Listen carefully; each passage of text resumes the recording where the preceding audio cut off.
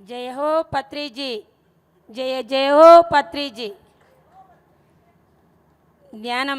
ధ్యాన బంధువులందరికీ thank you. బ్రహ్మర్షి పితామా పత్రిజీ గారికి థ్యాంక్ యూ. స్వర్ణమాలమ్మకు థ్యాంక్ యూ. ఇక్కడ వేదిక మీద ఉన్న పెద్దలందరికీ పాదాభివందనాలు తెలియజేసుకుంటున్నాను. ఎందుకంటే నేను 2004లో 5వ నెలల నాకు పక్షవాతం వచ్చింది. పక్షవాతం వచ్చినప్పటికీ కరోనా టైంలో మా అక్క మా బావ వాళ్ళు ధ్యానంలో పోయినరు. ధ్యానం చేసుడు అలవాటు అయిన వాళ్ళు. అలా నేను తిడుతుంటే ఏమైనా ధ్యానం ధ్యానం అంటారేమని తిడుతుంటే. అయితే ఒకప్పుడు నేను ఎంపీటీసీ గెలిచినాక ఫస్ట్ శ్రీశైలం పోయి వచ్చి పిరిమిడిలో అడుగు పెట్టాను.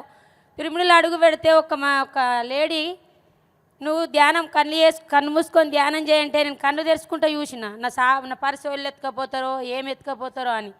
అదే పత్రి సారు మళ్ళీ నన్ను ధ్యానంలోకి రప్పించి నా ఆరోగ్యం చాలా చాలా బాగు చేశాడు. నేను ఒంటరి స్త్రీని, నాతో మీరందరూ ఇక నా వల్లే అని ధ్యాన బంధువుల మీద బాగా నమ్ముతున్నాను. మీరు ధ్యానంని చేసి శ్వాస మీద ధ్యాస అంటే ఏందో తెలుసుకోండి. జీవితంలో చరిత్ర నాది.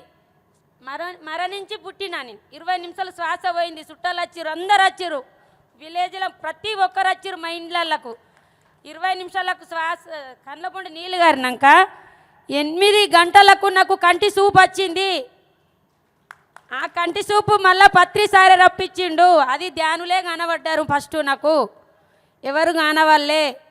నాకు మాత్రం సారి ఇచ్చిన ఈ ఆత్మ, నా ఆత్మ ఉన్నన్ని రోజులు నేను ధ్యానానికే అంకితం.